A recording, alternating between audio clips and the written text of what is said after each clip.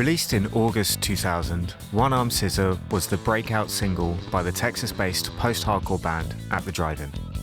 Known for their frenetic live performances, the band's classic lineup features Cedric Bixler-Zavala on vocals, Omar Rodriguez-Lopez and Jim Ward on guitars, Tony Hajar on drums, and Paul Hinojos on bass. The critical and commercial success of the single and their third album, Relationship of Command, came at a time where the band was struggling with a number of issues, including burnout, artistic differences, and drug abuse. The band broke up in 2001, with Bixler-Zavala and Rodriguez-Lopez going on to form the Mars Volta, and Ward, Hajar, and Hinojos forming Sparta. Personally, I was drawn to this song due to its high energy and the prominent bass in the mix, and I'm fairly sure it was the third song I learned on bass.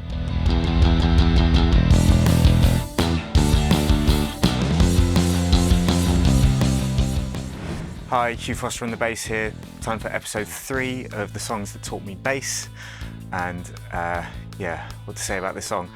I have a real soft spot for this song and album, really. It's possibly the first song that I learned on bass that really set a light bulb off in my head that made me think, oh, music's fun, and that's a really key, thing to grab hold of, a real key concept. I think I have my older brother to thank for getting me into this album. I did that classic younger brother thing of just piggybacking off his taste, really. But yeah, I think he'd bought this album, and then I was like, oh, that sounds interesting, let me listen to it. And then I was like, oh, I've just started learning bass. Bass sounds quite good in this one. But yeah, thanks Harry, by the way. What are the key things that I would have learned from this song, and possibly you might be learning from this song as well if it's new to you? Well, dare I say, to use some jazz school terminology, some E minor vocab. Although that said, there is a non-diatonic chord in the chorus. The third chord is an F major 7, but that doesn't appear in the key of E minor. What is E minor? It's okay, but in the chorus, you've got that one there. But yeah, there's enough going on in the melody for it to not sound completely out of place. This was completely not going on in my head when I was learning this, obviously, but coming back to it 20 odd years later, that's a really cool thing to kind of hang on to. And also, the changes of meter that go on in this song, that first verse is in 3/4 and the rest of the song is in 4/4. So there's 3 beats per bar in the verse, and then everything outside of that, there's 4 beats per bar. And that's just something interesting that happens, just once. Each section is, different from the other as well. The chorus is the one consistently consistent section. There's some simple yet effective lines with some interesting movement, syncopation and stuff, and development of ideas. It's a good intro to playing with a pick, achievable without one, but either way, it's going to be a real workout stamina-wise. I'm just getting a bit sort of like achy just when I was doing the playthrough of this one. As well, it's challenging enough without being completely unattainable. There are so many songs that you listen to when you're first starting out and you go like, oh, that sounds really, really impressive, but am I going to be able to do that? Whereas I think this is hitting the sweet spot, really. And yeah, as I alluded to before, it's just fun, It's got loads of energy, it's loud. All the instruments are kind of being pushed to their limits of sort of like being in tune, especially Omar Rodriguez-Lopez. His guitar is just completely out of tune the whole time. Watching the bass player, Paul Hinojos, play this, hopefully I'm pronouncing your name right, Paul, sorry if not, really made me want a Stingray. And yeah, that's like a thread that went through my first few years playing bass. This was definitely one of them where, I saw and heard the Stingray and thought, that sounds cool, I want one. And then heard Tim Comerford from Rage Against the Machine playing one. I was like, again, really cool, want one. Flea was playing one at various points. I was like, yeah, give me one of those. And then later on I got into Bernard Edwards and like, yeah, another guy playing the Stingray, give me one. And eventually I did get one, and yes, this is that bass. It's great. Still love it. If you're looking for a breakdown of all the sort of like parts of this song, then I can't recommend enough Rick Beato's video about it, where you get to hear some of the stems. You get to hear how live it was as well. Like everything was recorded live, which is, I think, a great part of why it's such a good song. What makes this song great? That's the name of the series that he does. Anyway, but also an honourable mention to the Jules Holland performance of this song. So Later with Jules is a TV show here in the UK, kind of like the flagship and basically only live music show on television here. And yeah, when At the Drive-In went on Later with Jules, it was just pure chaos. I think it turned out later that just before they were due to go on, the guitar tech dropped Omar's guitar, so it was completely out of tune. So he just decided to go completely nuts, and like I think by the end he's just playing like a tambourine and just like running around like an absolute maniac. I'll add a clip here of the moment they finished the song, where the camera pans slowly round to a shocked and bemused Robbie Williams, who is so shocked that he kind of takes a moment to realise that his song has started and he needs to kind of focus on that, which is just an incredible moment.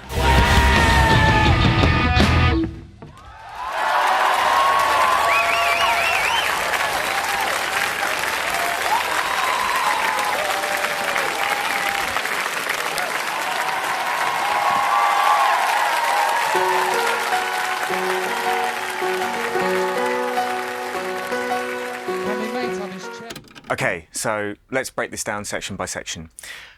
Let's start with the verse. The first verse, which is different to the second verse. The chord sequence is more or less the same, but because it's in 3/4, it's a different, it's different in a number of ways. Let's just hear it, shall we? Got thrown off by the lack of a fourth beat there, yeah.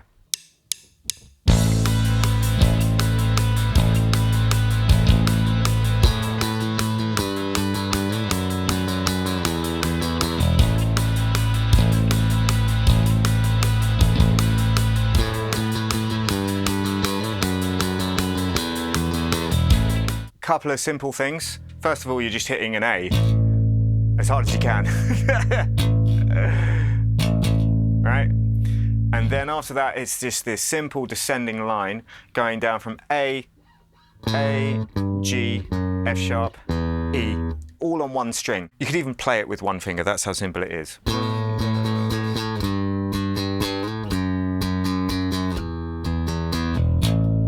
And then a sort of like passing note on the E to get you back to A. Let's get into the part that comes back, you know, the only part that comes back, the chorus.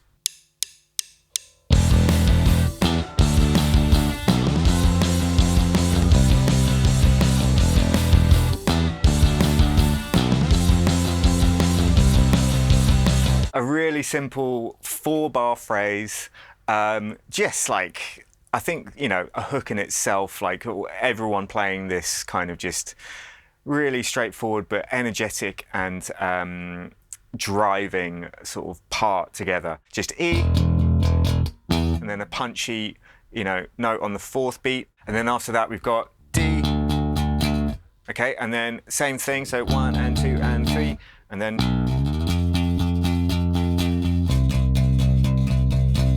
bar each of F and C, and F is that note that is outside of E minor, but everything else in this song suggests E minor. Let's just hear it one more time, slowed down.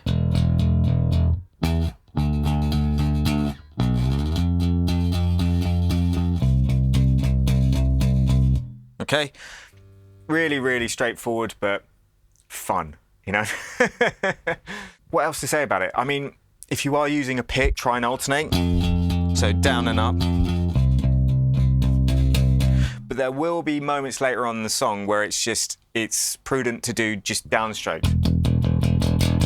You know, especially in those sections where there's a crescendo, a build. But for the most part, try and keep that alternating really consistent there. Down, up, down, up, down, up. It is achievable with the fingers, but I'm just going to stick with the pick for this one because it's so key to the sound as well, the tone, you know, that clicky kind of tone. Let's get into verse 2, which has got this interlude before it. with a little bass feature as well.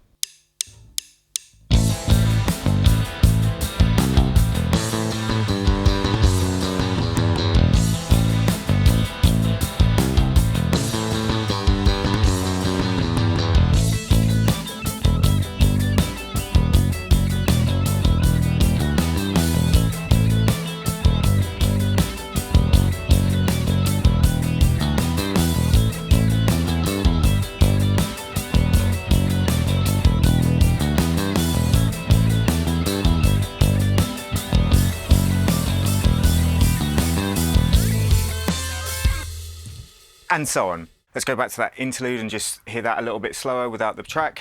3, 4.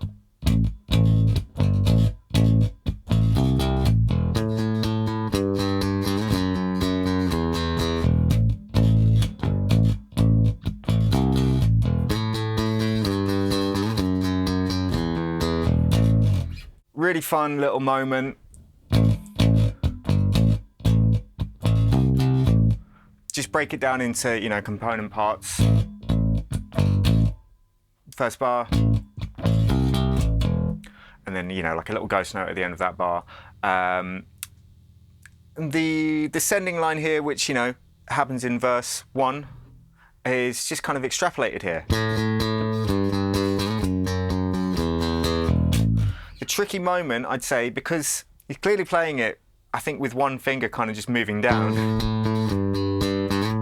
It's just that little slide, which, yeah, it's just cool. I don't know if it works just as well without it. It just seems dull without it, you know? So that takes a bit of practice. And somehow seems harder when you slow it down. Let's have a look at the verse, which, yeah, evolves in a really fun way, I'd say. 3, 4.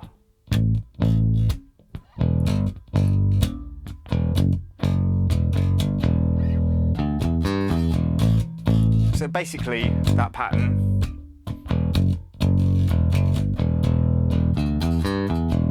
After a couple of measures of that, you add in this little sort of fill, you could say. Just filling up that space in the 3rd and 4th beats of the first bar of the 4-bar sequence. And then towards the end, you're just filling up space with 8th notes.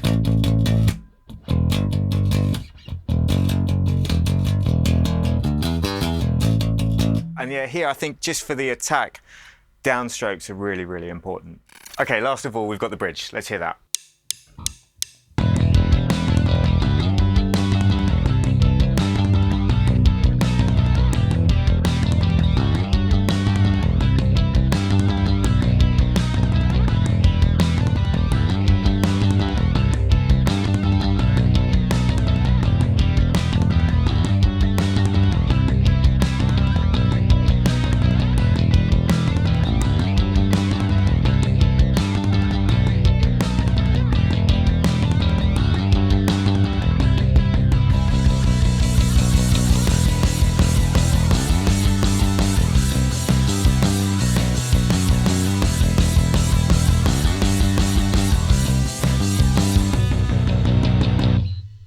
That's a really fun section because just the bass is just constant, just going. It's a real tough one for the stamina. I mean, this whole song is like pretty full on stamina-wise. There's enough interest going on in each section for all the parts that just make it a joy to play. It's like saying it's a joy to teach. At the drive-in, one armed scissor, a real joy to teach. Pleasure to have in class. Yeah, I don't know what I'm saying today. I'm so sorry. Let's hear the main thing slowed down. 3, 4.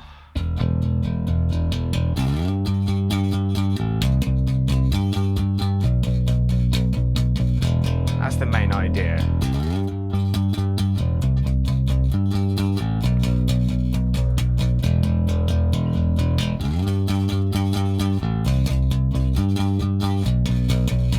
And with variations.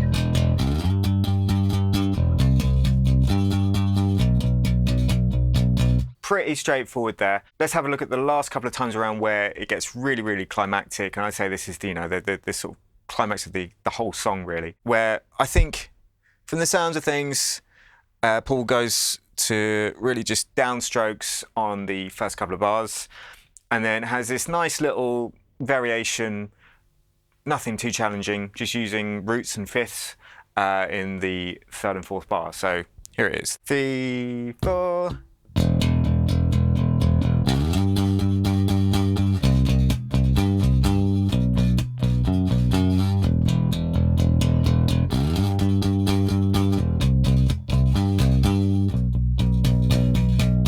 And then we're into our last chorus and out.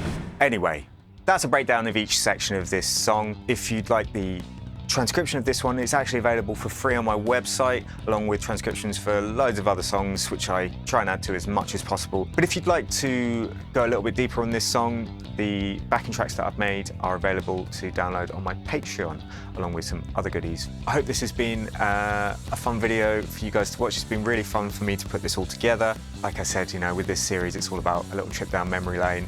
I'm even wearing a bit of At the Drive-In merch. I think it's official. Who knows? My wife hates this t-shirt, but if I can't wear it today, when can I wear it? Anyway, let me know if you have any other thoughts about things I've covered in this video. And of course, let me know if there's anything glaringly obvious that I might have missed. If there's any concepts I talked about that need a bit of clearing up. I did talk a little bit about non-diatonic harmony and stuff like that. Anyway, I'm going to sign off for today. I've been Hugh Foster on the bass, and I'll see you guys next time.